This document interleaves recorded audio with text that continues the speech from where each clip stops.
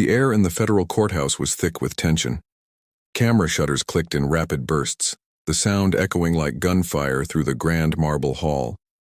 Reporters leaned forward in their seats, pens poised, notebooks open, every sense on high alert. On the defense bench sat Elon Musk. He was uncharacteristically quiet, his hands folded neatly on the table before him. Dressed in his trademark black suit, he almost seemed to melt into the shadows of the imposing room. His eyes were fixed, not moving, but they burned with a fierce intensity. It wasn't anger, and it certainly wasn't fear. It was something steadier, something deeper, a quiet storm brewing behind a calm facade. Across from him, Judge Richard Holbrook, a man as known for his silver mane as for his fiery temper, leaned over the bench. His towering figure cast a long shadow over the defense table. He glared down, his voice booming through the courtroom, each word dripping with disdain. "Mr. Musk," he sneered, the name itself sounding like an accusation. "Some people seem to think that money can buy intelligence, but your recent reckless behavior proves otherwise." The judge paused, letting the weight of his words settle over the stunned audience. "You call yourself an innovator," he continued, his voice rising. "Yet you've done nothing but manipulate the markets and fool the public. You're no genius. You're just a lucky gambler who has finally run out of chips." A collective gasp rippled through the courtroom. The silence that followed was deafening. Elon didn't flinch. He didn't even blink. He remained as still as a statue. In the back row, a young woman, a Tesla engineer who had come to show her support, clasped her hands over her mouth, her eyes wide with disbelief. A reporter nearby whispered urgently into her microphone, "You are witnessing a billionaire being publicly humiliated in a federal court. This is absolutely unprecedented." The story was writing itself, and it was a blockbuster. Elon's lead attorney, Grace Turner, a sharp and formidable lawyer in her own right, shot to her feet. "Objection, Your Honor. This is character assassination." But Judge Holbrook cut her off with a sharp wave of his hand. "Sit down, Ms. Turner. When I want your commentary, I'll ask for it." His tone was final, leaving no room for argument. The courtroom went utterly still. It felt as if even the air itself was holding its breath, insulted by the judge's flagrant hostility. All eyes were on Elon. How would he react to this brutal dressing down? He took a slow, deliberate breath, the sound barely audible in the silent room. Then he finally looked up, his gaze meeting the judge's. His voice when he spoke was calm but low, cutting through the tension with surgical precision. "Your Honor," he said, a faint, almost imperceptible smile playing on his lips. "I've been called worse by better men." The courtroom erupted into a flurry of whispers. Judge Holbrook's face turned a shade of crimson. He slammed his gavel down, the sharp crack echoing through the hall. "Order! Order in my court!" he roared. "One more outburst, Mr. Musk, and I'll hold you in contempt." Elon simply nodded, his expression unreadable. He turned his gaze back to the folded hands on his desk, the picture of composure. But everyone in that room could feel it. The tide was turning. This wasn't a man on the verge of defeat. This was a man waiting for his moment. Grace Turner, his attorney, gave him a subtle, approving nod. The judge had overplayed his hand, showing his bias for all to see. He had made a critical mistake, and they both knew it. The prosecution then called its star witness, a former high-level executive from one of Musk's companies. The man, slick and confident, took the stand. He painted a damning picture of Elon, accusing him of insider trading, of deliberately misleading investors, and of creating a toxic work environment. He presented emails and documents that on the surface looked incredibly incriminating. The reporters scribbled furiously. The prosecution lawyers exchanged smug glances. It seemed like the nail was being hammered into Elon Musk's coffin. Judge Holbrook listened intently, nodding along with a satisfied expression. He looked over at Elon as if to say, "See? The walls are closing in." But Elon remained unfazed. He listened to the testimony with an almost detached curiosity, as if he were watching a movie about someone else. When the prosecution finished, Grace Turner stood up. "The defense calls Dr. Evelyn Reed to the stand," she announced. A ripple of confusion went through the courtroom. Who was Dr. Evelyn Reed? Her name hadn't been on any of the pretrial witness lists. A woman with short, practical gray hair and intelligent eyes walked confidently to the stand. She was sworn in and stated her profession. "I am a professor of digital forensics and cybersecurity at MIT. Now the courtroom was intrigued. What did a cybersecurity expert have to do with a financial fraud case? Grace began her questioning. "Dr. Reed, you have analyzed the digital evidence presented by the prosecution, correct?" "Yes, I have," Dr. Reed confirmed. "And what did you find?" Grace asked. Dr. Reed adjusted her glasses and looked directly at the jury. "I found that every single piece of digital evidence, the emails, the documents, the server logs, has been expertly, but definitively, forged." A bomb had just gone off in the courtroom. The lead prosecutor jumped to his feet, sputtering objections. "This is absurd, preposterous." Judge Holbrook, for the first time, looked completely thrown off balance. "Explain yourself, doctor," he demanded, his voice strained. Dr. Reed calmly proceeded to deliver a masterclass in digital forensics. She showed the court metadata that didn't match the creation dates of the documents. She pointed out subtle inconsistencies in email headers that proved they had been routed through a spoofing server. She even identified a unique digital watermark hidden within the files, a signature left behind by a notorious corporate saboteur for hire. "The evidence wasn't just tampered with, Your Honor," she concluded. "It was fabricated from scratch. It's a digital fiction designed to frame Mr. Musk." The courtroom was in chaos. The star witness for the prosecution had gone pale, visibly sweating under the weight of Dr. Reed's testimony. Judge Holbrook was speechless, his face a mask of shock and dawning horror. He had just publicly humiliated a man based on a complete fabrication. All eyes turned back to Elon Musk. He slowly stood up, the shadows no longer concealing him. He now seemed to command the room. He looked at the judge, not with triumph, but with a kind of quiet pity. The truth had not just been revealed, it had detonated, turning the entire case on its head and exposing the rot at its core. In that moment, he wasn't just a lucky gambler. He was the man who had called the bluff, and the entire world had just watched him win the pot. Thank you so much for watching. It's stories like these that remind us that the truth often lies just beneath the surface. If you enjoyed this and want to see more content that makes you think, please hit that like button and subscribe to the channel. Don't forget to ring the notification bell so you never miss an update. We appreciate your support more than you know. Until next time, stay curious. Faint laughter rippled through the crowd, but it was quickly silenced by the sharp crack of the judge's gavel. The air in the courtroom was thick, heavy with anticipation. Everyone was waiting to see what would happen next. Before we dive deeper into this moment, if this is your first time here, do me a huge favor and hit that subscribe button. And I'm really curious, drop a comment and let me know where you're watching from today. This story is all about resilience, about pushing through when the world seems to be against you. So let me ask you, what's that one thing that always keeps you moving forward even when things get tough? Share it down below. I'd love to hear it. As the live stream chat flooded with hearts and emojis, thousands of people across America and around the world watched. Some were cheering for the man at the center of it all. Others were shaking their heads in disbelief, convinced he was finally getting what he deserved. But inside that tense courtroom, Elon Musk felt something old and familiar stirring, a feeling he hadn't truly experienced in years. Humiliation. It was a sharp, cold sting that transported him back in time. Suddenly, he wasn't a billionaire innovator in a high-stakes legal battle. He was a scrawny 12-year-old boy in Pretoria, South Africa. He could almost feel the rough texture of the schoolyard bench, the heat of the sun on his neck.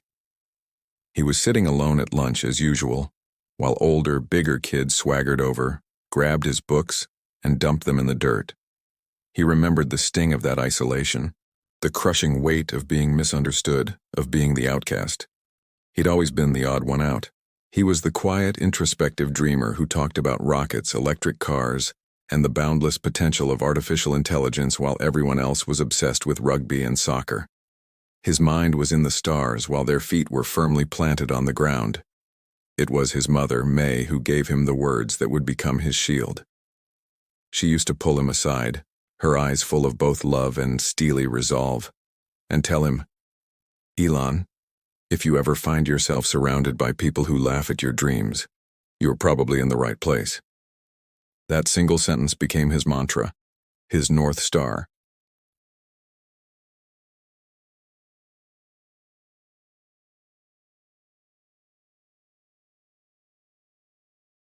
He arrived with next to nothing, just a worn-out suitcase that had seen better days, a mind overflowing with ideas that most people called impossible, and a burning, unshakable belief that he could and would change the world. Those early days were the definition of a grind. He wasn't living in a mansion. He was sleeping on a threadbare couch, and sometimes just the floor, of a tiny rented office in the heart of Silicon Valley. His life was a blur of coding by night, fueled by cold pizza and an endless supply of caffeine. That relentless hustle gave birth to his first company, Zip2. He poured everything he had into it, and when he sold it, he didn't cash out and retire. He rolled it all into his next venture, XCOM, which would eventually merge and become the giant we know as PayPal. Most people would have stopped there. They would have taken the win, bought an island and called it a life. But Elon wasn't most people. After PayPal, he aimed even higher. He founded SpaceX with the audacious goal of making humanity a multi-planetary species. He took the helm at Tesla when electric cars were little more than glorified golf carts, determined to accelerate the world's transition to sustainable energy. Each step of that journey was paved with near disasters and public ridicule. He faced the constant threat of bankruptcy, with both Tesla and SpaceX teetering on the edge of collapse more times than he could count. He endured scathing public mockery from competitors, analysts, and the media. He had to watch as his rockets, the physical manifestations of his dreams, exploded in spectacular fireballs on live television. There were 1,000 predictions of his failure, a chorus of voices telling him it couldn't be done. But through it all, he just kept building. He kept iterating, kept problem-solving, kept pushing forward when any sane person would have quit. Because deep down, somewhere in that core part of him forged in the lonely schoolyards of Pretoria, he held a fundamental belief. Failure wasn't the opposite of success. It was a necessary, unavoidable part of it. Every explosion, every missed deadline, every scathing article was just a data point, a lesson learned on the path to achieving the impossible. Still today, sitting in that sterile courtroom under the cold, judgmental gaze of the judge, even his legendary patience was beginning to fray. The weight of the moment was immense. This wasn't a technical problem he could solve with an algorithm or a manufacturing issue he could fix on the factory floor. This was a battle of perception, of reputation. Judge Holbrook, a man who clearly had no time for Silicon Valley disruption, slammed his gavel down again, the sound echoing with finality. "Mr. Musk," he boomed, his voice dripping with condescension, "do you even understand the seriousness of this hearing? You stand accused of misleading federal regulators, of bending, no, breaking the rules to serve your own ego. This court, I assure you, will not tolerate arrogance disguised as innovation." The words hung in the air like a thick fog. Every camera in the room, every eye, was on Elon. His lawyer leaned in close, whispering urgently, "Elon, don't react. He's baiting you. Stay calm." Elon took a slow, deliberate breath. He could feel the familiar fire of defiance rising within him, the instinct to fight back, to argue, to defend his vision. But he also felt the weight of his lawyer's advice. He looked at the judge, then at the sea of faces watching him, and he thought back to that 12-year-old boy. That boy had learned to endure. He had learned to turn humiliation into fuel. He leaned forward, his hands clasped on the table in front of him. When he spoke, his voice was calm, measured, and devoid of the arrogance the judge had accused him of. "Your Honor," he began, "with all due respect, what you call arrogance, I call a sense of urgency. What you see as bending the rules, I see as pushing the boundaries of what is possible." He paused, letting his words sink in. "For my entire life, I've been told that my ideas were impossible. I was told we couldn't build a reusable rocket. I was told no one would ever buy an electric car. I was told that creating a global satellite internet network was a fantasy. At every single step, the establishment, the experts, the rule makers said it couldn't be done. If I had listened to them, if I had always colored neatly within the lines they drew, we wouldn't be having this conversation. In fact, many of the technologies that we now take for granted simply wouldn't exist." He looked directly at Judge Holbrook. "The rules you're referring to, Your Honor, were written for a world that is rapidly disappearing. They were written before we had the technology to land rockets on their tails, or to build cars that drive themselves. Innovation, by its very nature, often outpaces regulation. My goal has never been to mislead or to serve my ego. My goal is, and always has been, to build a better future for humanity. Sometimes that requires challenging the status quo. Sometimes it means taking risks that make people uncomfortable." A murmur went through the courtroom. The live chat, which had been a mix of jeers and cheers, was now filled with comments of support, people inspired by his unapologetic stance. He had turned the judge's attack into a platform for his vision. He wasn't just defending himself. He was defending the very spirit of invention.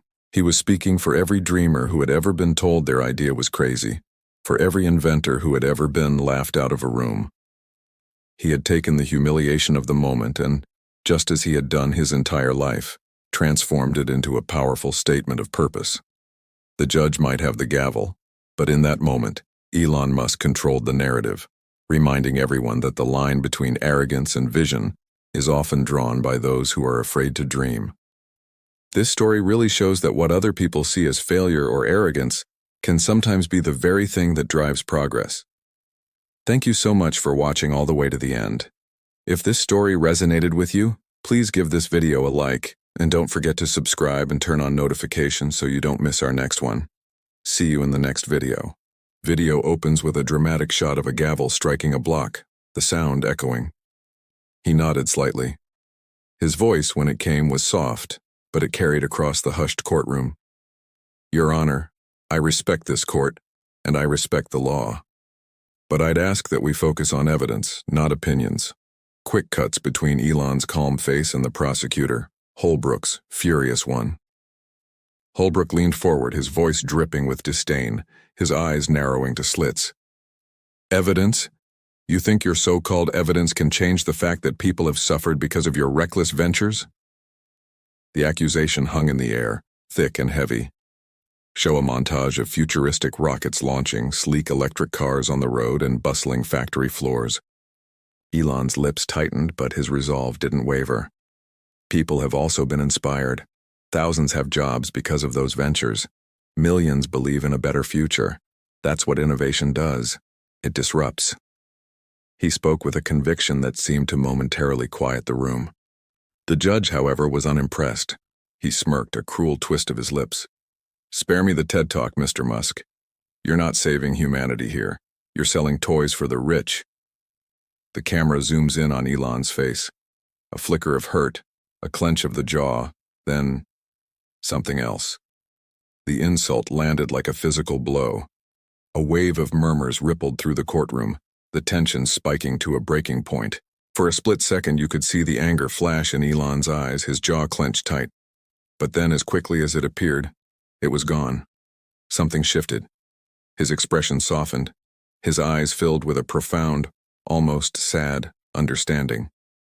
He spoke again, his voice now quiet, almost a whisper, yet it commanded the attention of every person in the room. "No," he said softly. "I'm building for those who'll inherit what we leave behind." A beat of absolute silence. Even the reporters have stopped typing, their fingers hovering over their keyboards. A silence fell, so heavy and complete that you could hear a pin drop. The reporters froze, their usual frantic energy gone. Holbrook, the prosecutor, looked genuinely thrown off balance, his aggressive posture faltering for just a moment. But he recovered quickly, his face hardening once more as he slammed the gavel down with a sharp crack. We're taking a recess. 10 minutes. He didn't wait for a reply, storming out through a side door, his black robes fluttering behind him like a cape. The room erupts into hushed, urgent chatter. The camera follows a woman, Grace, as she leans toward Elon. As the courtroom broke into a flurry of hushed chatter, Grace, his legal counsel, leaned in close. Her voice was a low, angry hiss. "He's out of line, Elon. Completely unprofessional." Elon looked at her, his expression calm. "I know," he said, "but anger won't win this. Truth will." She let out a frustrated sigh, a small, sad smile playing on her lips. "You sound like your mother again." A faint, genuine smile touched his lips for the first time. "She's usually right." A young, nervous clerk approaches their table, wringing his hands. Just then, a young court clerk approached their table, his movements hesitant and nervous. He looked at Elon with a mixture of awe and sympathy. "Mr. Musk, I'm sorry for how he spoke to you. Not everyone in here agrees with him." Elon offered the young man a kind, reassuring nod.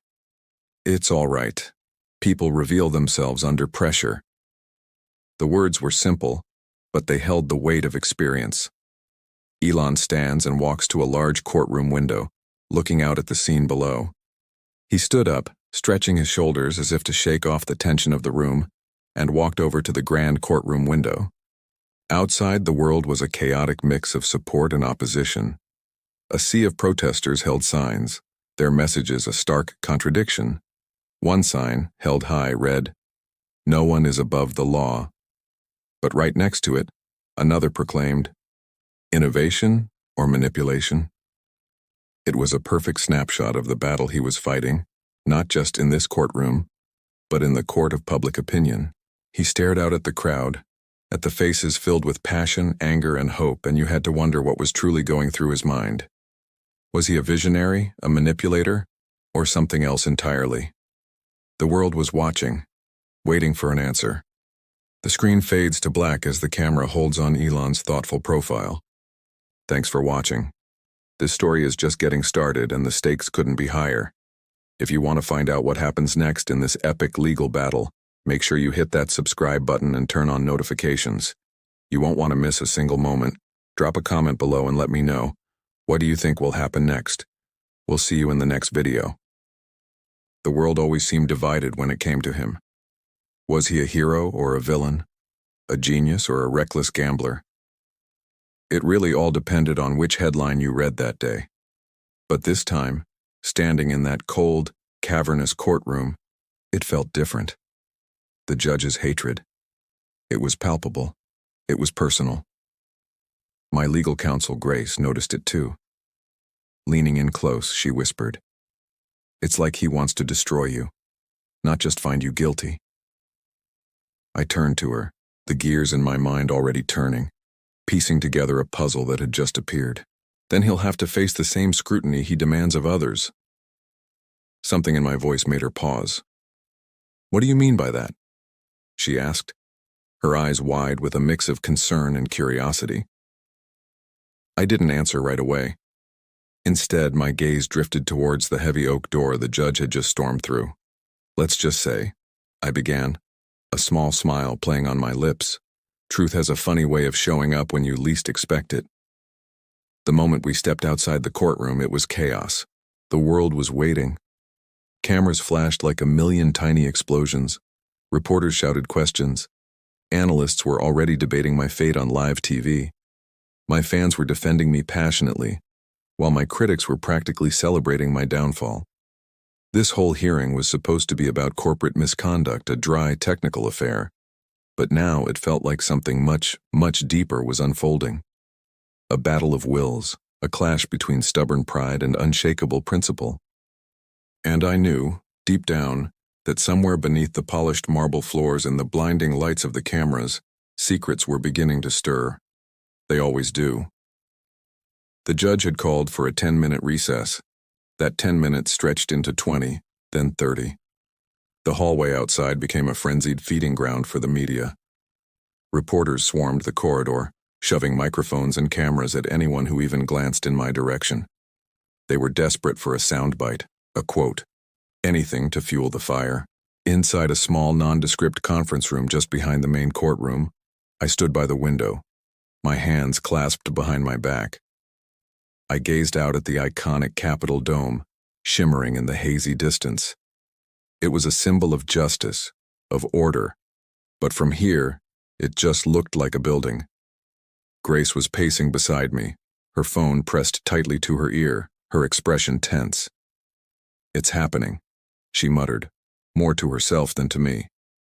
"They're saying Judge Holbrook's bias is trending worldwide. Half of Twitter is calling this a witch hunt." A corner of my mouth turned up. It was a start. The court of public opinion was a powerful one, and it was beginning to swing. The narrative was shifting. "That's not all," she continued, her voice dropping. "Someone from the inside just leaked an email. It's from Holbrook to his former law partner. He's talking about a personal vendetta. He says he wants to make an example of me." I turned from the window, a feeling of cold clarity washing over me. This was it. The pivot point. This wasn't just about a biased judge anymore. This was about a compromised system. "A personal vendetta," I repeated softly. "Well, vendettas are messy. They leave a trail. Get our team to dig into that former law partner. Find out everything. Their past cases, their clients, their financial connections to our competitors. Everything." Grace nodded, her fingers already flying across her phone screen. The air in the room was thick with anticipation. It was no longer just about defending myself against allegations. It was about exposing a rot that went far deeper. The game had changed. We were no longer on the defense. Now, we were on the attack. The recess stretched on. 40 minutes. 50. Whispers turned into loud murmurs in the hallway. Even the seasoned court reporters could sense that something was wrong, that this was no ordinary delay. Inside our room, the pieces were falling into place with astonishing speed. Grace's team was a well-oiled machine, unearthing connections and conflicts of interest that painted a damning picture of Judge Holbrook. It turned out his former law partner had a significant financial stake in a rival company, a company that stood to gain billions if my projects were to fail. The email wasn't just a moment of anger. It was evidence of a conspiracy.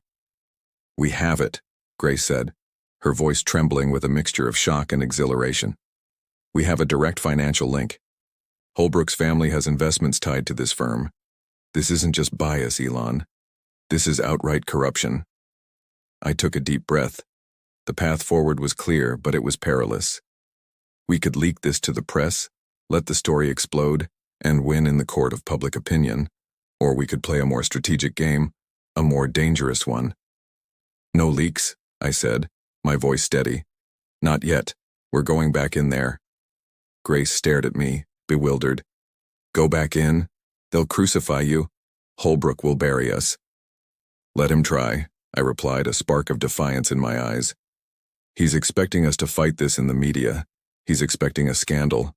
What he's not expecting is for us to bring the truth directly to his doorstep, in his own courtroom. He wants a show? We'll give him a show he'll never forget." I walked towards the door, the weight of the moment settling on my shoulders. This was more than a legal battle. It was a fight for the principle that truth should matter more than power, that no one, not even a federal judge, was above the law. When the courtroom doors finally reopened, a hush fell over the gallery. All eyes were on me as I walked back to the defendant's table. Judge Holbrook was already on the bench, his face a mask of thunderous rage. He glared at me, the delay having clearly done nothing to cool his temper. "Mr. Musk," he boomed, his voice echoing in the silent room. "I trust your extended break was productive. Shall we resume?" I looked at Grace, who gave me a subtle, almost imperceptible nod. She had the documents ready. I stood up, my hands resting on the table in front of me. "Your Honor," I began, my voice calm and clear, cutting through the tension. "Before we proceed, my counsel has a motion to file. We have come across some new information that is directly relevant to this case. Information that questions the very integrity of this proceeding." A wave of gasps and frantic whispers rippled through the courtroom. Holbrook's face darkened, his knuckles turning white as he gripped his gavel. "What is the meaning of this, Mr. Musk? This is highly irregular." "The truth is often irregular, Your Honor," I said, meeting his gaze without flinching. "Grace?" Grace stood and walked forward, placing a thick folder on the clerk's desk. "Your Honor, we have evidence of a severe conflict of interest. We have emails, financial records, and sworn affidavits that prove this court cannot provide my client with a fair trial. We move for an immediate recusal." The room erupted. Holbrook hammered his gavel, his face turning a shade of purple I hadn't thought possible. "Order. Order in the court. This is an outrage. A desperate theatrical stunt." But it was too late. The seed of doubt had been planted, not just in the minds of the reporters, but in the official record. The documents were filed. The evidence was in. He could shout, he could deny, but he couldn't make the truth disappear. His power, which had seemed so absolute just an hour ago, was beginning to crumble. He looked at me, his eyes filled with a pure, unadulterated hatred. He knew he was trapped. The hunter had become the hunted, and in that moment I knew we had won. Not just the hearing, but something far more important. We had proven that even in the highest halls of power, if you push hard enough, the truth will always find a way to the light. This is the kind of battle that isn't fought in the headlines, but in the details, in the principles. It's a reminder that we should always question, always dig deeper. Thank you for joining me on this journey.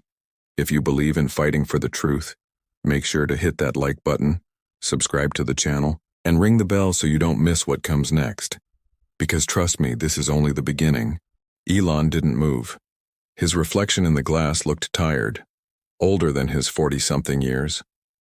But his eyes still had that spark.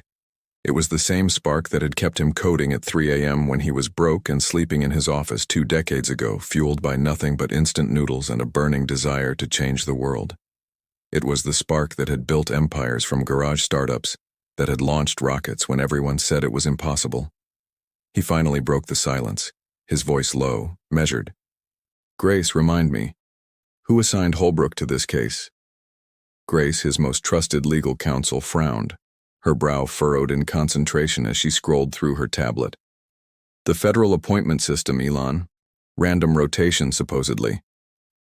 "Supposedly," Elon echoed, the single word dripping with dry skepticism.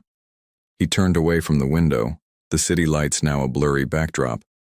The entire room seemed to hold its breath. "I want you to dig. Quietly. I want to know everything about Judge Holbrook. His history, his finances, his friends, his enemies. Something's off, I can feel it." Grace blinked, taken aback. This was more than just due diligence. "You think he was placed here? Deliberately assigned to our case?" Elon paced slowly, his hands clasped behind his back. "I think people in power have a very effective way of protecting each other, until someone comes along who threatens that power. And right now, we're threatening a very old, very established order." He paused, his gaze locking onto hers. "They see us not as innovators, but as disruptors, and disruptors are to be contained."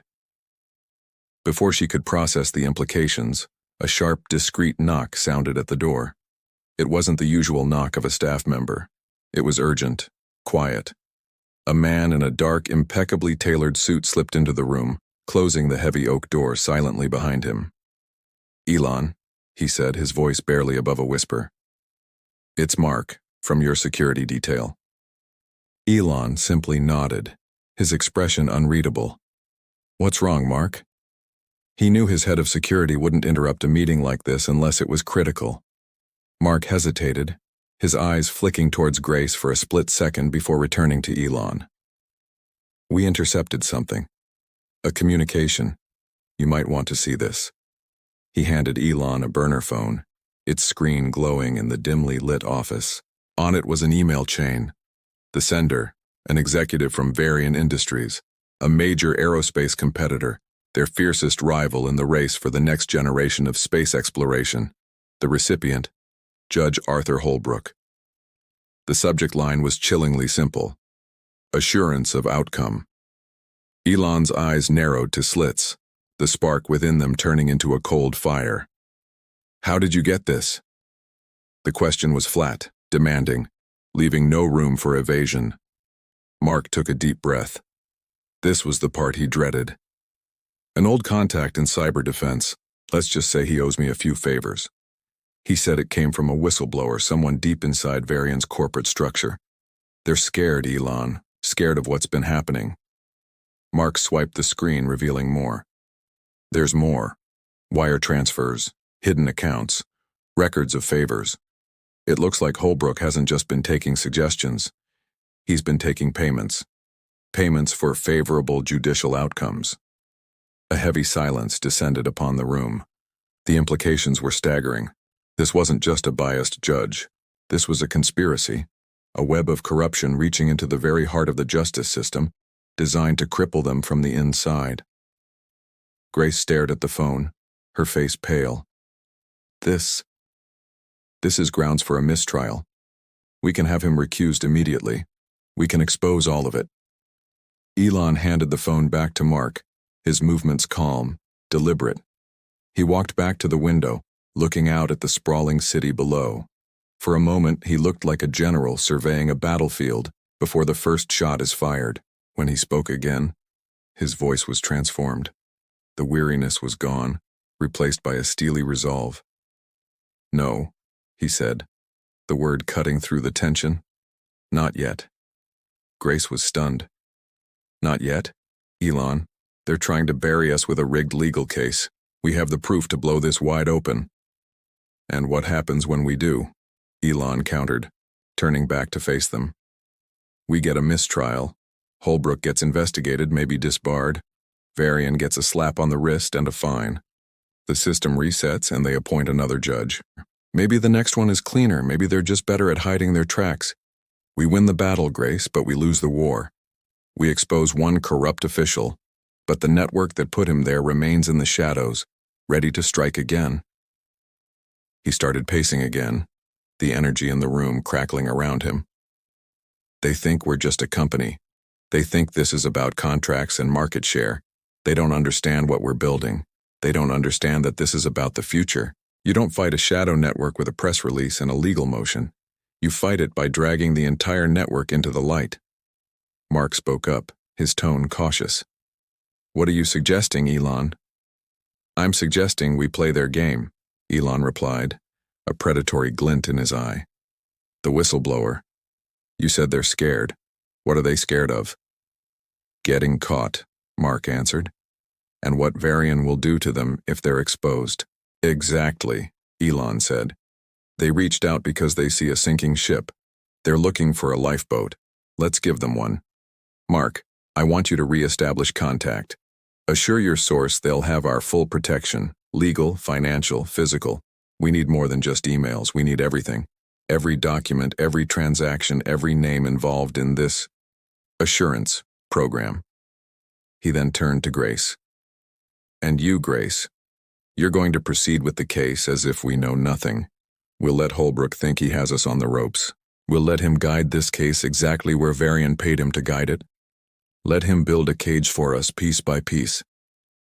Grace's legal mind was reeling, every instinct screaming at her to fight back in the courtroom. Let him? Elon. He could issue a summary judgment against us. He could cripple the company with injunctions. He could, Elon agreed calmly. But he won't. Not yet. A predator likes to play with its food. They want to humiliate us before they destroy us. They want to make an example of us. And that's the mistake they're going to make. They're underestimating us. They think I'm just a CEO. They've forgotten I'm an engineer. He stopped in the center of the room, a faint smile playing on his lips. It was a smile that sent a chill down Grace's spine. An engineer's job, he continued, is to understand a system, its strengths, its weaknesses, its points of failure. And right now, their system is overconfident. It has a single point of failure. Judge Holbrook. They've put all their trust in one compromised man. So, Elon declared, his voice ringing with newfound purpose, we're not going to just get the case dismissed. We're going to let them walk right into a trap of their own making. We will gather our evidence in the dark, while they operate brazenly in what they think is the light. And at the moment of their choosing, when they believe they are about to deliver the final blow, we will expose the entire rotten structure. We won't just take out the judge. We'll take out Varian's leadership, their political connections, and anyone else who had a hand in this. We're not just going to win this case, Grace. We're going to rewrite the rules of the game. The spark in his eyes was now a raging inferno. The tired man who had stood at the window was gone. In his place was the visionary, the fighter, the man who looked at an impossible problem and saw not an obstacle, but an opportunity. The game had just begun. Thank you so much for joining me on this story. If you're intrigued by what happens next and want to follow Elon's journey as he takes on this corrupt system, make sure to hit that subscribe button and turn on notifications. We're just getting started. Thanks for watching, and I'll see you in the next video. Grace's hand flew to her mouth, a gasp catching in her throat. That's federal corruption. That's serious prison time. Eli Moran just stared at the screen for a long, heavy moment. When he finally handed the phone back, his face was like a stone mask, impossible to read. Truth always finds a way, was all he murmured, his voice low and steady. Meanwhile, outside the courtroom, the world was on fire. The public narrative, once so simple, was twisting and turning like a snake. Every cable news channel was playing the judge's dismissive remarks on a constant loop. On the internet, it was an inferno. Hashtags like Moran trial and corrupt court were trending globally, exploding across every platform. People weren't just watching anymore, they were taking sides. Supporters were flooding social media, sending messages of encouragement, but also a rising tide of suspicion. It was a digital army forming, one post at a time. In a quiet downtown cafe, miles from the courthouse chaos but connected by a screen, a young journalist named Sophie Lane watched the live feed. Her reporter's intuition, honed by years of digging into corporate scandals, was screaming. She knew the smell of a rotten story, and this one reeked. "This isn't about justice," she muttered to her cameraman, who was sipping a lukewarm coffee. "This is about power." Without another moment's hesitation, she picked up her phone, her fingers flying across the screen to find a specific contact. It was her source at the Department of Oversight.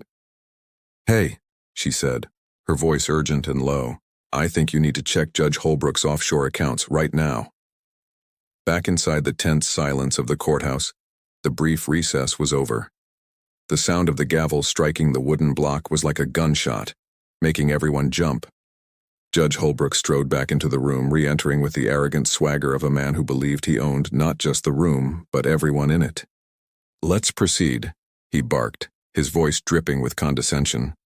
"Mr. Moran, you may present your defense. Not that it will make much of a difference." But then Grace stood up. She was steady, but you could see the tension coiled in her shoulders like a steel spring. She looked the judge right in the eye. "Your Honor, we've just submitted new evidence." A ripple of murmurs went through the gallery. "Documents that directly question your impartiality in this case." Holbrook's eyes, which had been smug moments before, went ice cold. "Excuse me?" he snapped, his voice dangerously low. Grace didn't flinch. She pressed on, her voice clear and ringing through the silent courtroom. "We have reason to believe," she continued, each word a carefully placed stone, "that you have engaged in private, undisclosed correspondence with senior executives at Varian Industries." She paused for effect, letting the name hang in the air. "A direct, and I mean direct, competitor of my client's company. We therefore request an immediate review of this evidence by federal oversight." The courtroom erupted. Holbrook's face, once a mask of control, was now a canvas of pure fury and panic. He slammed his gavel down again and again, but the sound was lost in the noise. He had lost control. The power dynamic in the room had just been flipped on its head, and everyone knew it. The hunter had just become the hunted. What was in that evidence? What did Holbrook's private messages with Varian Industries reveal? This was the question on everyone's mind. It wasn't just a simple conflict of interest anymore. This was a conspiracy. A web of deceit that reached the highest levels of the judiciary and the corporate world.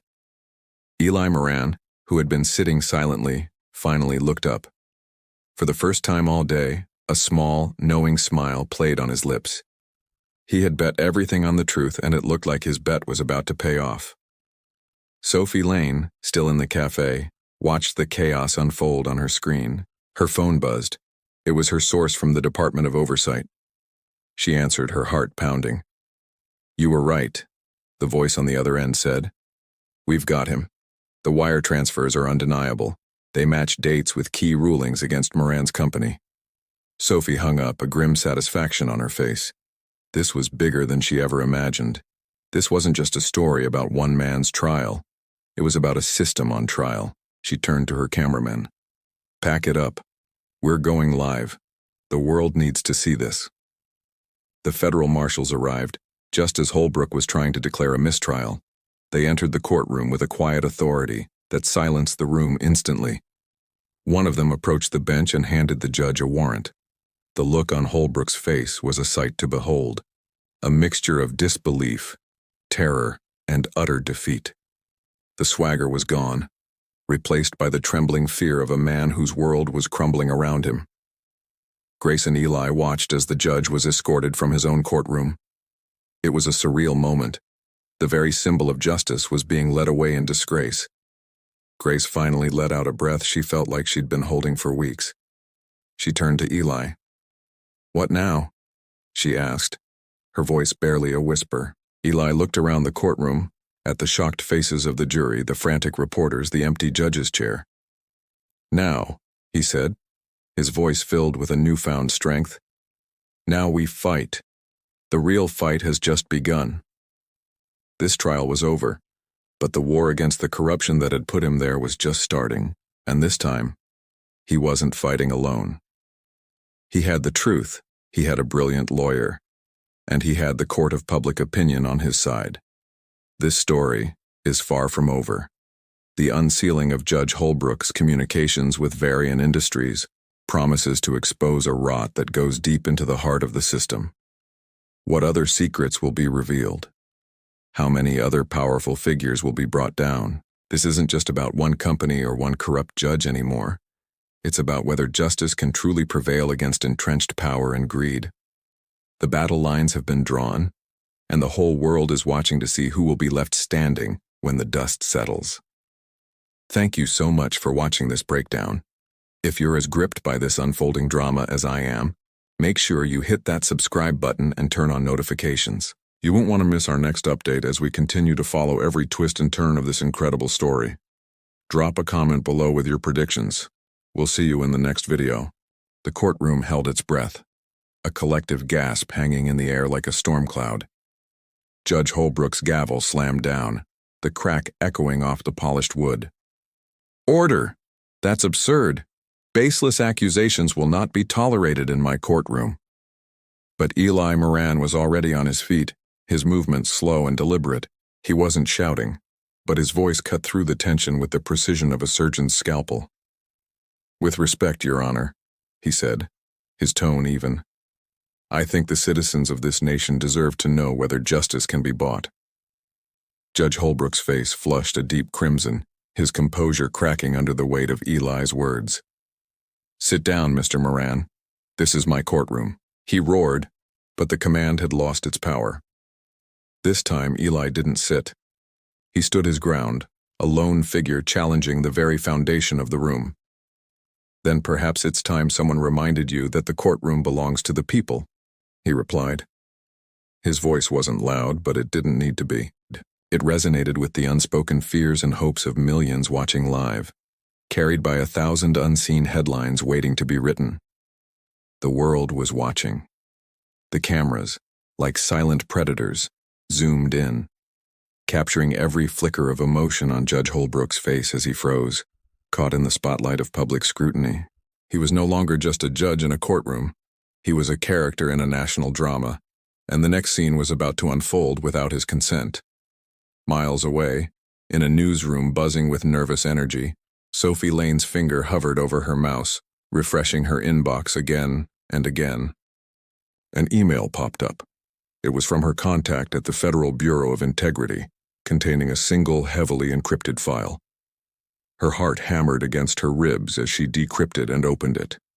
There it was, in stark black and white, a financial record. A transfer of $2.5 million to an offshore account. The name on the account? R. Holbrook Holdings. It was the smoking gun. She looked at her cameraman, her eyes wide with a mixture of terror and triumph. "We're going live," she said, her voice firm.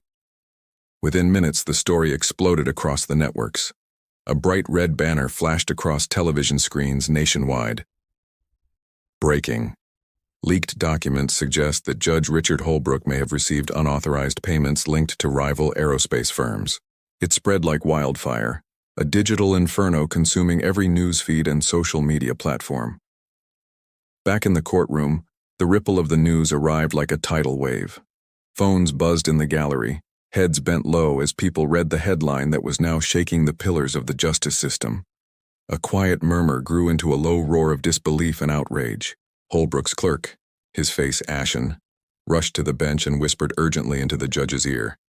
The blood drained from Holbrook's face, his mask of authority crumbling to reveal the panic underneath. Grace, Eli's co-counsel, leaned in close, her voice a hushed whisper of victory.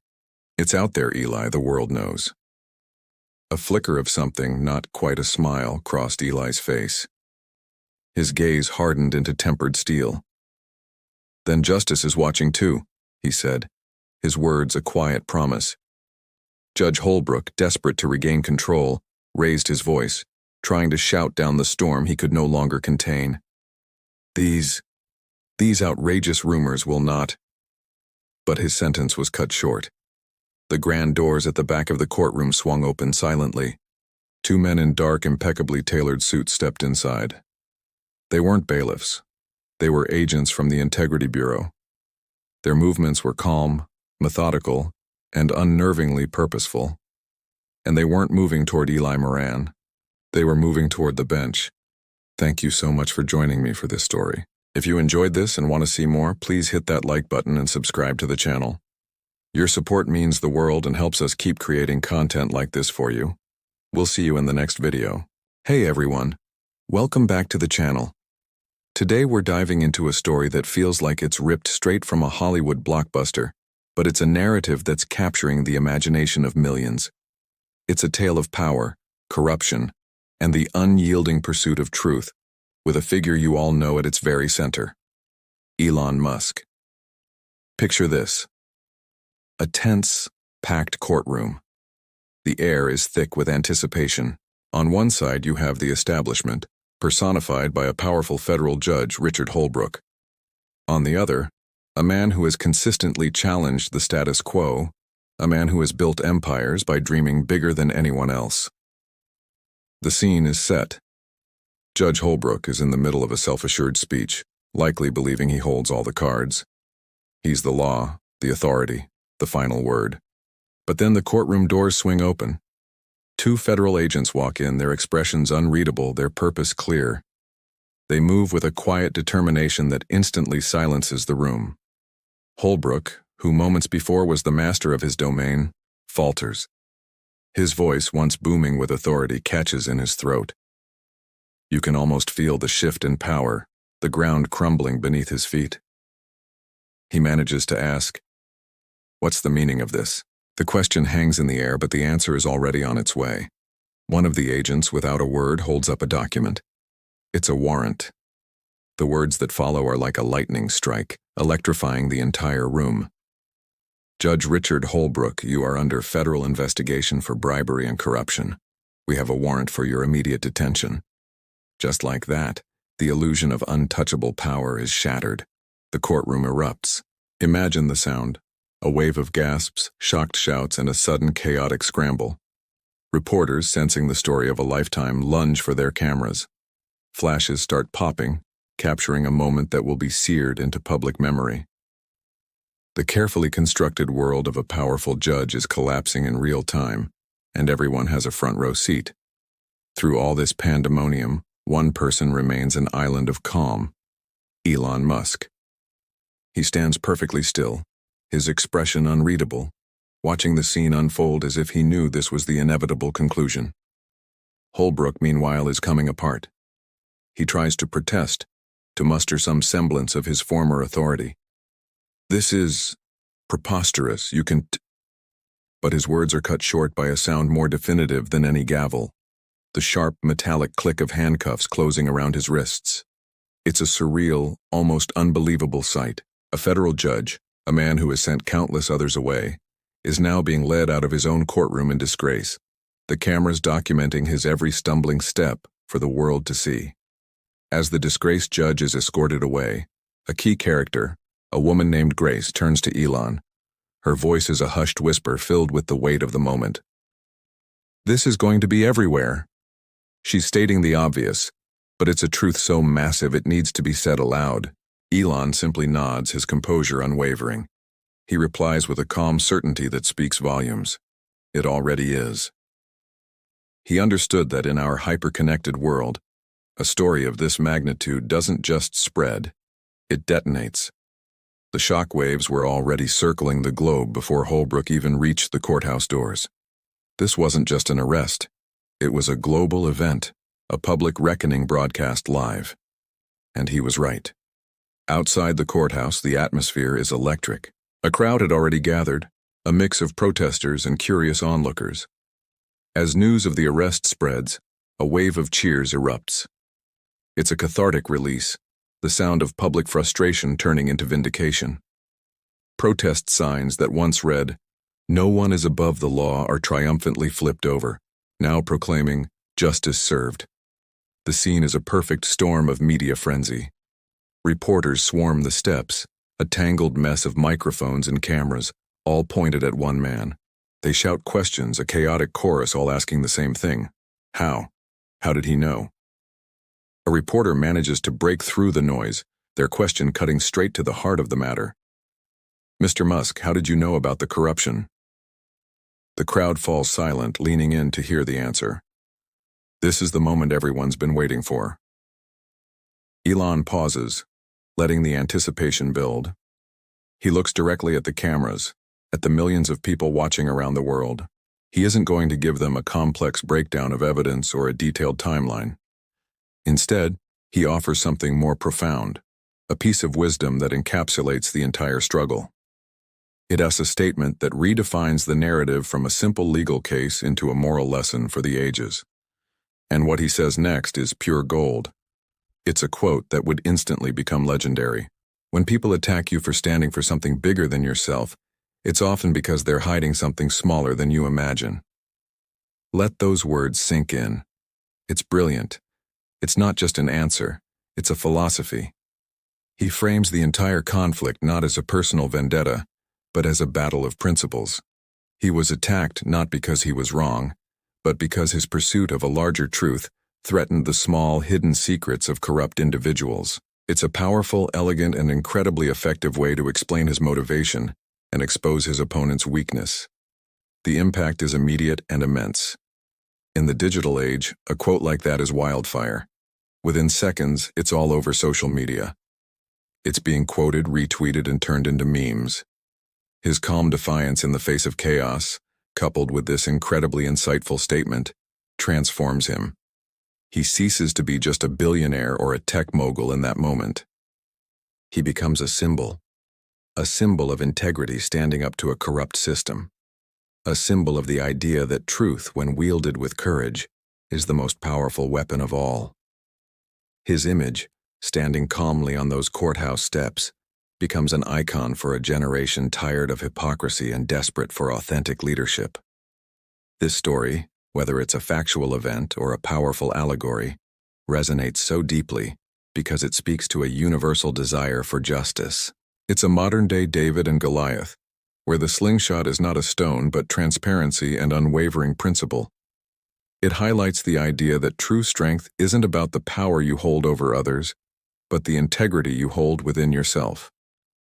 Elon's character in this narrative becomes a lightning rod for this sentiment, embodying the courage to challenge entrenched power, not with brute force, but with quiet conviction. This is the kind of story that doesn't just get views. It inspires movements and changes how people see the world. It is a masterclass in public perception and a testament to the enduring power of a good story. Thank you so much for joining me on this deep dive. What do you think about this incredible turn of events? Let me know your thoughts in the comments below. And if you enjoyed this video and want to see more content like it, don't forget to hit that like button, subscribe to the channel, and turn on notifications so you never miss an update. Your support means the world. Thanks for watching, and I'll see you in the next one. That night, the news channels were in a frenzy, each one scrambling to report the seismic shift that had just occurred. On CNN, the chyron blazed. Judge arrested in shocking courtroom turn, Musk vindicated. Over on Fox News, a different angle. From defendant to whistleblower, how Elon Musk exposed judicial corruption. The Washington Post ran a headline that was simple yet powerful. Truth prevails, the tech titan who stood his ground. The story was everywhere, a digital wildfire consuming every screen, every feed, every conversation. The world was abuzz with the stunning vindication of Elon Musk, but inside a quiet hotel suite, high above the glittering chaos of the city, there was no celebration. Elon wasn't popping champagne or taking victory calls. He was just sitting there, alone, the city lights painting streaks across the panoramic window. He stared out at the sprawling metropolis, a sea of a million tiny lives, each with its own story, its own battles. For a man who had just won a war, he looked remarkably contemplative, as if the victory itself was just a single data point in a much larger equation. A gentle knock broke the silence.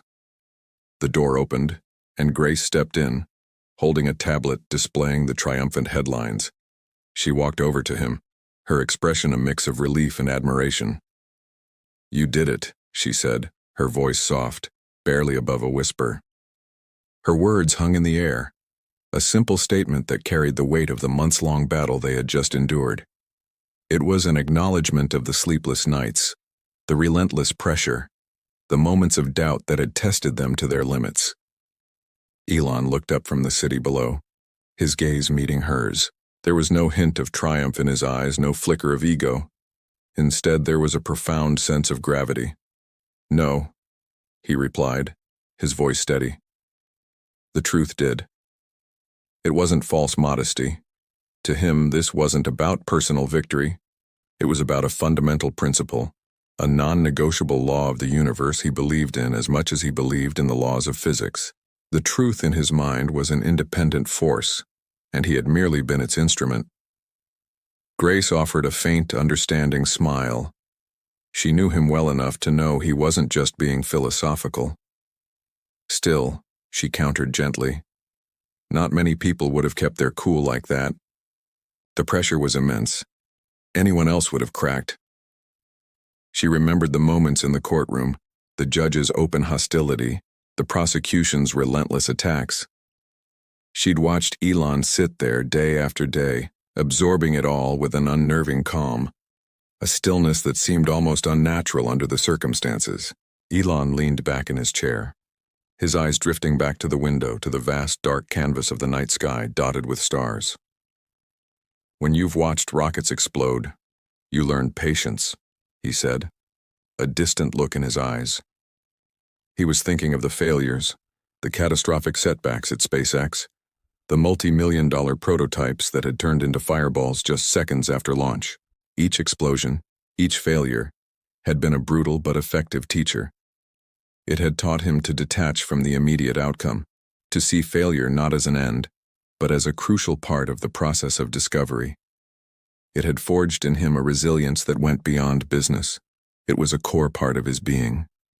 He paused, his thoughts turning from the mechanics of rockets to the mechanics of society. "But I didn't do this to win," he added, his tone shifting, becoming more intense. "I did it because power without accountability destroys everything it touches. It's a cancer.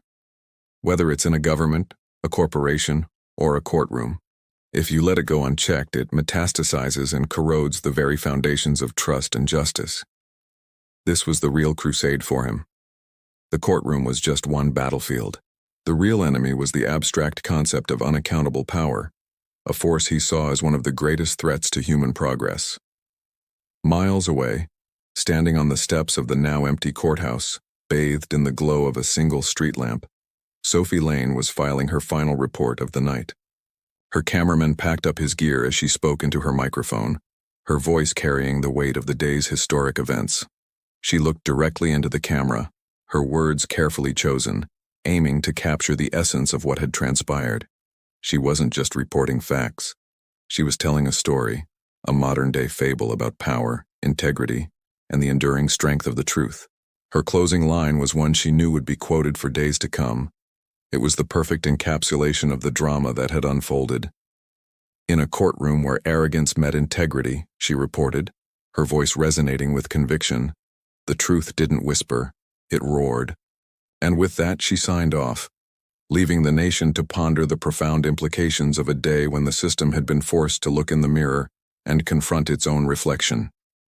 The roar she spoke of wasn't just the verdict. It was the shattering of an illusion, the sound of a corrupt power structure crumbling under the weight of a single, undeniable fact. And somewhere in the quiet of his hotel suite, as the city hummed its relentless lullaby below, Elon Musk finally allowed himself a long, slow breath. It was a breath he felt like he'd been holding for months. It wasn't a sigh of relief, nor a gasp of victory. It was the quiet, centering breath of a man who had faced the storm, held his ground, and could now, at last, feel the calm that followed. He had reset a variable, corrected an error in the code of justice. The work was far from over, but for tonight, a critical mission had been accomplished. The rocket, against all odds, had reached its orbit.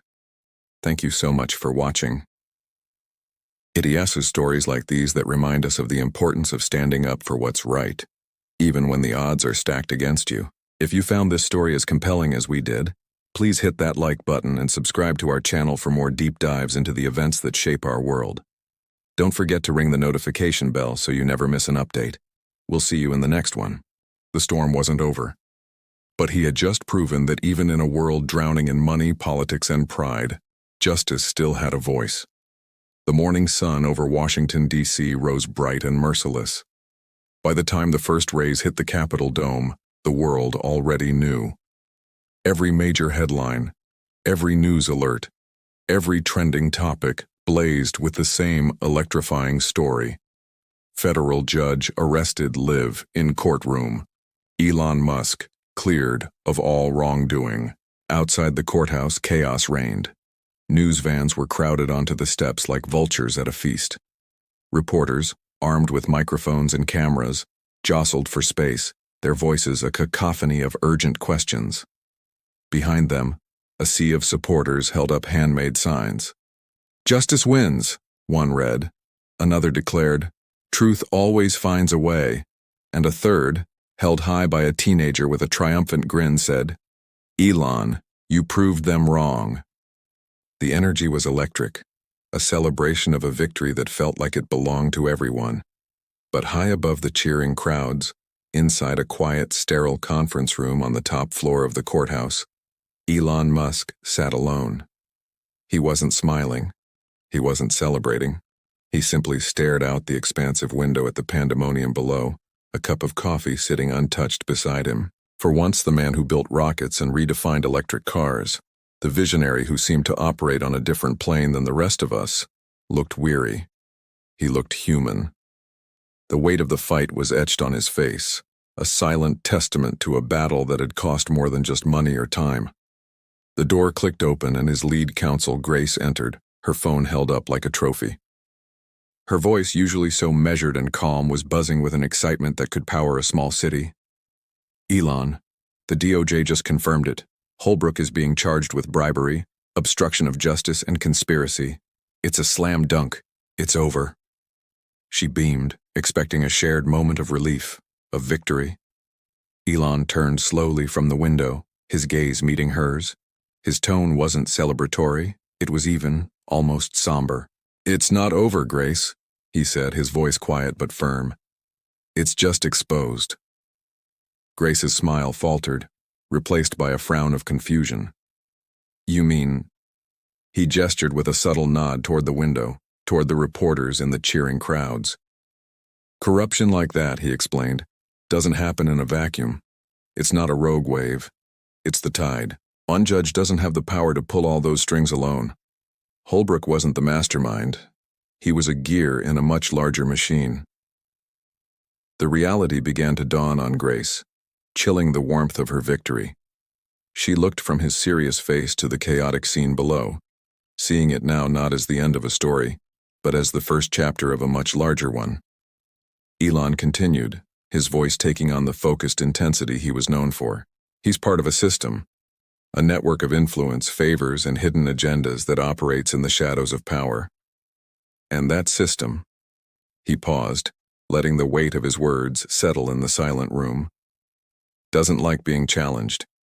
We didn't just win a court case, Grace. We kicked a hornet's nest. We exposed a single rotten beam, but the entire foundation is compromised.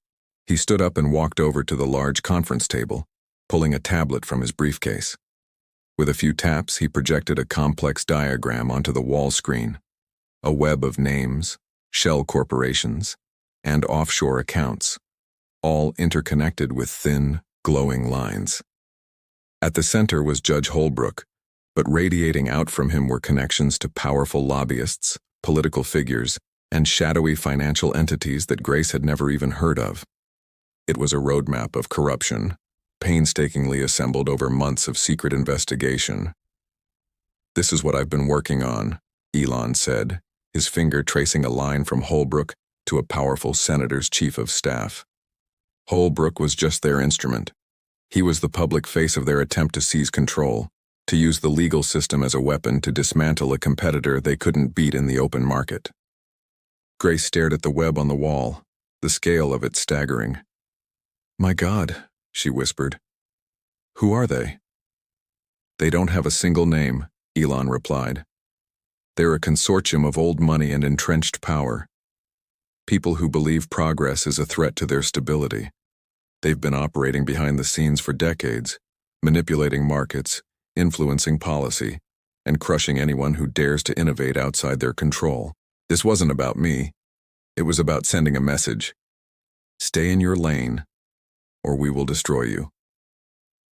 He zoomed in on one particular cluster of connections, a labyrinth of financial transactions leading to a philanthropic foundation that was known for its high-profile charity events and political donations. "They hide in plain sight," he said. "They use their public benevolence as a shield. But behind the galas and the press releases, they're pulling the strings, ensuring the world develops according to their plan, not humanity's potential." Grace finally understood the weariness in his eyes. This wasn't a fight against a single corrupt judge. It was a war against an invisible empire.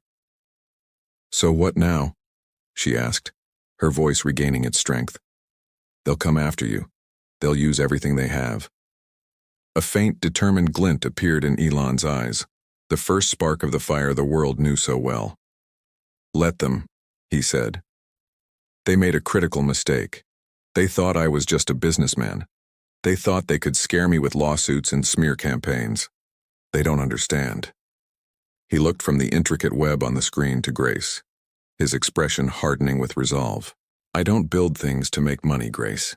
I build things to change the world, and they are in the way of progress." He tapped the screen again, and the complex web was replaced by a single, bold mission statement he had written himself. "Expose the system. Liberate innovation. Build the future." "They started a war with the wrong person," he declared, his voice ringing with a newfound energy. "They thought they were fighting one man in a courtroom. They're about to find out they're fighting the future itself. And the future," he said with a thin, dangerous smile, "always wins." He turned back to the window, but he wasn't just looking at the crowd anymore. He was looking past them, at the city, at the world, at the horizon. The weary man from moments ago was gone, replaced by the visionary engineer, the relentless disruptor. The storm wasn't over. It had just begun, and he was ready to fly right into the heart of it. This fight was far from over. It was about to escalate. If you want to see how one man takes on a secret empire, make sure you're subscribed and have notifications turned on. The next chapter will change everything. Thanks for watching, and we'll see you in the next one. And have you ever felt like the world was against you? Like telling the truth was the hardest, most terrifying thing you could do? We've all been there in those moments where standing up feels impossible, where the fear of what might happen paralyzes us. But what if I told you that in those moments you hold more power than you realize? Imagine this. A powerful figure, let's call him Elon, is sitting in a quiet room, the weight of a massive legal battle pressing down on him. His friend, Grace, looks at him, not with pity, but with admiration. "You know," she says, her voice steady, "you did something today that most people could never do." Elon manages a faint smile. It hasn't been easy. He's been dragged through the mud, his name plastered across headlines with accusations and insults, but he shakes his head slightly. "I didn't do it alone." He knows that courage is contagious, that his fight was fueled by the support of others who also believed in what was right. Just then, the door creaks open. A young journalist, Sophie Lane, stands in the doorway. She's the one whose reporting first brought the whole messy story to light. She looks at Elon, her expression a mix of respect and gratitude. "Mr. Musk," she begins, "I just wanted to thank you, not for the interview, but for standing up. People needed to see that. They needed to see that even powerful men can use their power to do the right thing. It's a powerful statement. We often see power used for personal gain, for greed, for control. But here was a different story unfolding. A story about using influence not to tear down, but to build up, to defend what's right." Elon nods, his gaze thoughtful. "Truth doesn't belong to anyone, Sophie," he says, his voice quiet but firm. "It just waits for someone to stop being afraid of it." Think about that for a second. The truth is always there, like a beacon in the dark. It doesn't take sides. It doesn't belong to the rich or the poor, the powerful or the weak. It's just waiting. Waiting for someone brave enough to step into the light and speak it. Sophie smiles, a genuine, hopeful smile.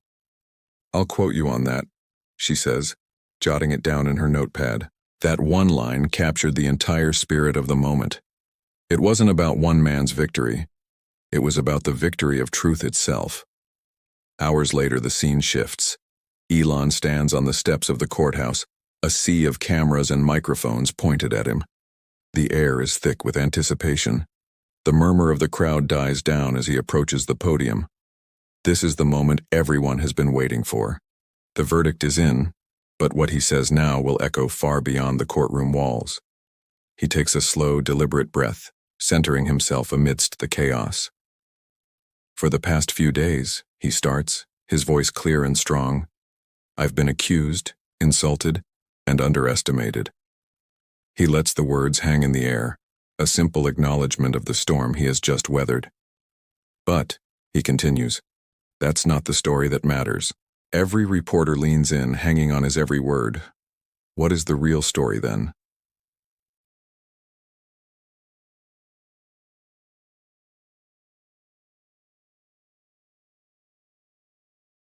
He's elevating the conversation.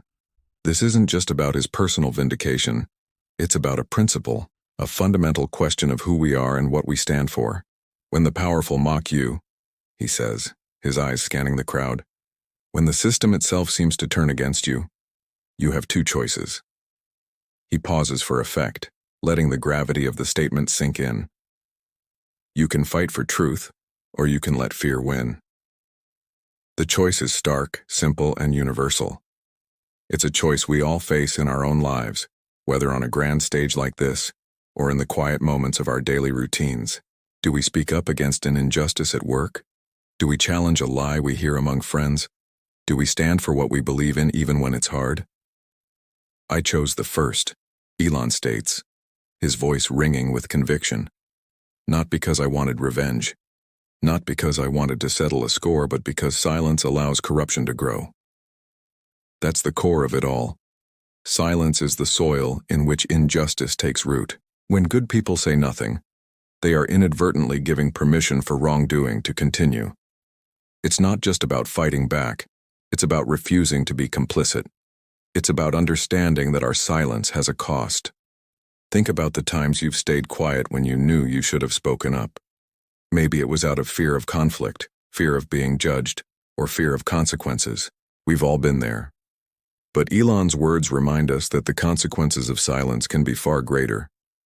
It creates a space for darkness to expand, for lies to become accepted as truth, for corruption to rot the foundations of our institutions and our society.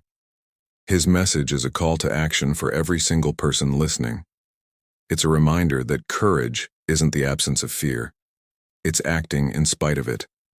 It's choosing to be a voice for truth, even when your voice shakes.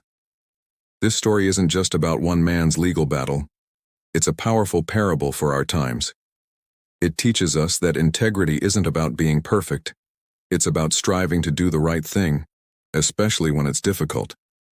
It shows that one person's courage can inspire others, creating a ripple effect that can lead to real, meaningful change. Sophie, the journalist, was inspired to dig for the truth. Grace, the friend, was inspired by an act of bravery. And now, the entire world watching was being challenged to look at their own lives and ask, when the time comes, will I choose truth? Or will I let fear win? The power to change the world doesn't just lie with the people on the courthouse steps. It lies within each of us, in our choice to speak up, to support one another, and to never, ever let our fear be louder than our conscience. It's about remembering that the truth is always there, just waiting for us to stop being afraid of it. What do you think? Have you ever had to make a choice between speaking up and staying silent? Let me know your story in the comments below. I think we can all learn from each other's experiences. Thank you so much for watching and for being part of this conversation. If this message resonated with you, please give this video a thumbs up and consider subscribing to the channel for more content that I hope will inspire and empower you. We're building a community here and I'd love for you to be a part of it. Until next time, stay brave. Have you ever wondered what it takes to stand up for what's right, especially when the whole world is watching? What happens when one person decides that truth is more important than power, wealth, or influence? Today, we're diving into a story about exactly that. It's a story about courage, integrity, and the quiet moments that define us far more than the loud ones. Imagine a packed courtyard, cameras flashing, a crowd hanging on every word. A man named Elon stands before them, not as a billionaire or a tech mogul, but as a citizen. His voice cuts through the tension. He says, "No one, not even a judge, is above the law. Justice must never depend on status, wealth, or influence. It depends on courage, the courage to ask questions, the courage to say, 'This isn't right.'" Think about that for a second. How often do we see people challenge the system? How often do we dare to question things ourselves? As he spoke, a ripple of applause started, a sign that his words were hitting home. Nearby, a woman named Grace watched, her eyes glistening with emotion, while another, Sophie, recorded every single word, capturing a moment that felt like history in the making. Elon wasn't trying to be a hero. His message was simple, yet profound. He concluded, "We can't control who attacks us, but we can control what we stand for, and if we stand for truth, we stand for everyone." As he stepped back from the microphone, the applause wasn't just a ripple anymore. It grew into a wave, rolling like thunder through the courtyard, a powerful, unified sound of agreement and support. It was a moment of shared belief in something bigger than any one person. But the story doesn't end there. In fact, this is where it truly begins. Later that night, long after the cameras had packed up and the protesters had gone home, Elon found himself walking along the quiet banks of the Potomac River. The chaos of the day had faded into a distant hum. The world was already moving on to its next headline, as it always does. He breathed in the cool night air, the kind that feels like it clears not just your lungs, but your mind. And for the first time in what felt like forever, he allowed himself to think beyond the courtroom, beyond the trial, beyond the public spectacle. His thoughts turned inward, to the things that truly matter. He thought about his mother, May. He could almost hear her soft, steady voice from his childhood telling him, "Never let people tell you your worth." Those words, spoken so long ago, were the foundation of the strength he showed that day. It is a powerful reminder that the lessons we learn from our loved ones often become our guiding principles when we need them most. Then, his thoughts shifted to his children. He thought about the world they would inherit. What kind of world was he helping to build for them? Was it one where power always wins, or one where integrity has a fighting chance? It's a question every parent asks themselves. His actions weren't just for the present, they were an investment in a better future for the next generation. Walking by the river, he contemplated the delicate balance between power and responsibility. It's a scale that can so easily be tipped. Having power is one thing, but using it responsibly for the good of others is the true test of character. He had faced that test, and in that moment of quiet reflection, he was coming to terms with the choice he had made. Just then, his phone buzzed, pulling him back from his thoughts. It was a message from Grace. It read, "DOJ officially thanked you for cooperating. They're calling your actions a moment of integrity in a cynical age." Think about that phrase. A moment of integrity in a cynical age. It suggests that what he did was rare, a light in the darkness. In a world where we've become so used to cynicism, an act of genuine principle stands out. How did Elon respond to this praise? He didn't post it on social media. He didn't send out a press release. He simply typed back a short, powerful message to Grace. Integrity isn't for show, it's for when no one's watching. Let that sink in. True integrity isn't about the applause or the public recognition. It's not about what you do when the cameras are on you. It's about who you are and what you do when nobody is looking. It's about the choices you make in the quiet moments, guided by your own internal compass. After sending the message, he put his phone away. He didn't need the validation. His actions were their own reward. He looked up at the vast night sky, a single person who had chosen to stand for something, finding peace not in the roar of the crowd, but in the quiet certainty that he had done the right thing. This story reminds us that courage isn't always loud. Sometimes it's a quiet decision to speak up. It reminds us that integrity isn't for an audience. It's a personal commitment. And it shows that even in a world that can feel cynical and divided, one person's choice to stand for truth can create a ripple effect, inspiring others and reminding us all of what we should stand for. What does integrity mean to you? Have you ever had a moment where you had to choose between what was easy and what was right? Share your thoughts in the comments below. I'd love to hear your stories. Thank you so much for joining me on this journey today. If this story resonated with you, please give this video a thumbs up and consider subscribing to the channel for more content that explores the deeper questions of life and character. Your support means the world. Until next time, stand for truth, and remember who you are when no one is watching. Above him, a SpaceX rocket arced through the night sky, a test flight from the Cape, a perfect streak of white fire cutting across the darkness. He smiled. For his entire life, he had been chasing the impossible, from the dream of electric cars to the distant shores of Mars. But tonight, as he watched that fiery trail ascend, he realized something profound. The greatest frontier wasn't out there in the cold vacuum of space. It was right here, on Earth. It was the fight to keep humanity honest, one truth at a time. The fallout from the scandal was immediate and seismic, shaking the very foundations of Washington. Investigations spread through judicial circles like wildfire, leaving a trail of exposed corruption in their wake. Judge Holbrook's arrest was just the first domino to fall. It triggered a cascade, leading to half a dozen high-profile resignations. People who once seemed untouchable were suddenly held accountable. Meanwhile, Sophie's report went viral. It wasn't just another news story. It became a cultural phenomenon, one of the most shared pieces in the history of modern journalism. People weren't just reading it. They were discussing it, debating it, and demanding change because of it. It became a symbol of the power of a free and fearless press. Grace, the lawyer who had risked everything, found herself in a new spotlight. She was invited to be the keynote speaker at a national ethics conference, her story inspiring a new generation of legal professionals to fight for what's right, not just what's easy. Her journey became a case study in courage and integrity. And Elon? He went back to work. Reporters camped outside the Tesla headquarters for days, their cameras and microphones poised, waiting for him to emerge and offer a victory speech, a soundbite, another comment on the chaos he had helped unleash. But he didn't. He remained silent, letting the truth speak for itself. He just kept building. quieter now, perhaps a bit humbler, but more focused and determined than ever before. He was channeling all that energy back into his work, into creating the future he envisioned.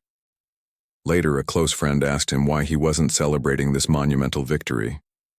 He'd faced down a corrupt system and won. Why wasn't he taking a moment to enjoy it?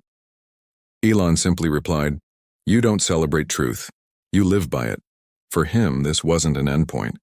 It was a reaffirmation of the principles that guided his life. The work was the celebration. A few weeks later, the world was watching as Sophie sat across from Elon in a small television studio for an exclusive interview. The air was charged with anticipation. This was the first time he would speak publicly about the ordeal. "Mr. Musk," Sophie began, her voice steady and professional, "you've been through one of the most public and intense legal battles in recent memory. The pressure was immense. Most people would have cracked, would have given up. What kept you going?" Elon offered a faint, thoughtful smile. It wasn't a smile of triumph, but of quiet reflection. "My mom used to have a saying," he said, his voice calm. "When the world tells you to sit down, that's your cue to stand even taller." The simple wisdom of it resonated with everyone watching. It was a testament to the resilience instilled in him long ago. Sophie nodded, letting the weight of his words settle. "And what did you learn from all of this, from this entire saga?" He paused for a moment, gathering his thoughts. "I learned that the truth doesn't actually need defending," he explained. "It's powerful enough on its own. It just needs revealing. It needs a voice. And I learned that sometimes, the people who try the hardest to break you are the ones who are most afraid that you'll expose them. Their aggression is just a mask for their fear." Sophie's professional demeanor softened, her next question coming from a place of genuine curiosity and empathy. "What would you say to other people out there, people who might be watching right now, who are facing their own injustice, who feel powerless against a system that seems rigged against them?" Elon leaned forward slightly, his gaze shifting from Sophie to look directly into the camera, as if speaking to each and every person individually. His voice was firm, yet filled with compassion. "Don't let them silence you. Your voice is your power. It might feel like you're shouting into a void, but someone is always listening. Document everything. Find allies, even if it's just one other person who believes you.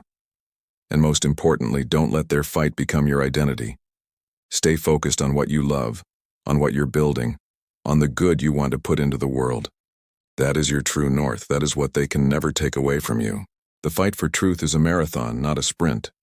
So keep running your race and trust that the finish line is worth it." His message was clear. Resilience isn't just about enduring the fight. It's about continuing to create and live with purpose despite it. It was a powerful call to action, not of aggression, but of unwavering, constructive perseverance. A reminder that the most profound victory is to remain true to yourself. Thank you so much for watching. If this story resonated with you, please consider liking this video and subscribing to the channel for more content that explores the intersection of technology, integrity, and the human spirit. We'd love to have you as part of our community. See you in the next one. Have you ever felt like the world was trying to shrink you? Like you were standing up for what's right, but nobody was listening? It's a lonely place to be. There's a story about a man named Elon that perfectly captures this feeling. After a long public battle, an interviewer, Sophie, told him, "Most people would have turned bitter after what you went through." His response? "Bitterness doesn't build rockets."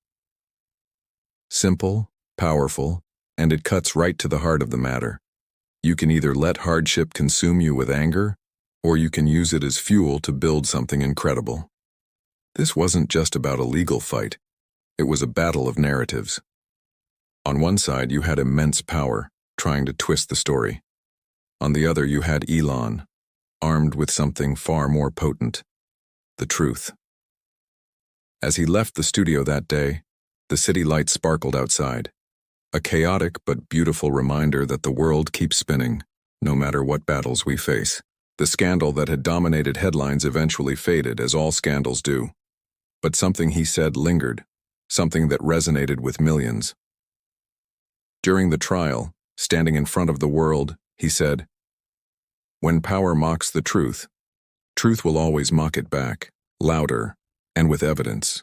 Think about that for a second. It's a promise. A promise that lies, no matter how loudly they are shouted, have an expiration date. That quote started showing up everywhere. Teachers put it up on classroom walls to inspire their students. Journalists used it to anchor their articles on integrity. Entrepreneurs quoted it in speeches about perseverance. It became more than just a line from a courthouse speech. It became a rallying cry for anyone who felt silenced.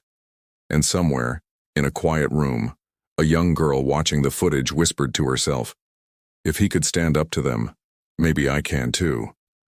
That's the real impact. It's not about the fame or the money. It's about that spark of courage that gets passed from one person to another. It's the realization that your own struggle isn't happening in a vacuum.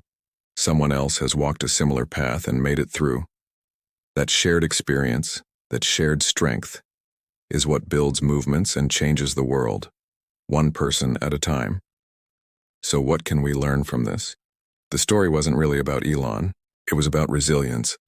It's a masterclass in how truth, no matter how deep you try to bury it, always finds its way back to the surface. He didn't win because he had more resources. He won because he refused to play small. He refused to let fear silence him. The other side had authority, but he had undeniable truth. And in the end, that's what mattered. This brings us to a fundamental choice we all face. When you're knocked down, do you stay down and let bitterness take root? Or do you get back up, dust yourself off, and decide to build a rocket? Bitterness is a heavy anchor. It keeps you stuck in the past, replaying old wounds.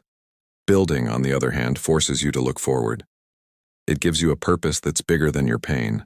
Whether your rocket is a business, a piece of art, a stronger family, or just a better version of yourself, the act of creating is an act of defiance against despair. This is why that quote, "When power mocks the truth, truth will always mock it back," is so powerful. It's not just about winning an argument. It's about the fundamental order of things. Truth has a weight, a gravity that falsehoods just don't have. You can prop up a lie with power, with influence, with noise, but eventually it will collapse under its own lack of substance. The truth, however, just stands.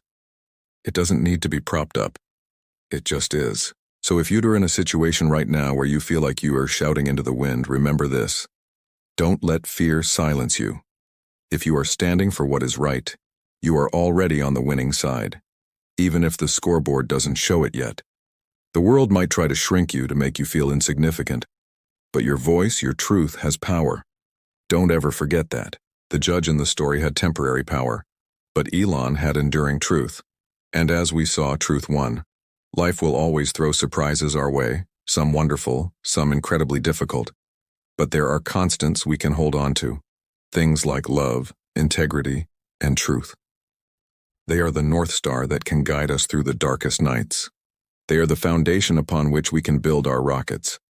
So whatever you're facing, hold on to your truth, build your rocket, and trust that in the end, the truth will not only set you free, it will echo louder than you could ever imagine. Thank you so much for watching and spending this time with me. If this message resonated with you, please consider hitting that like button and subscribing to the channel for more content like this. It helps more than you know. Until next time, stay strong and keep building.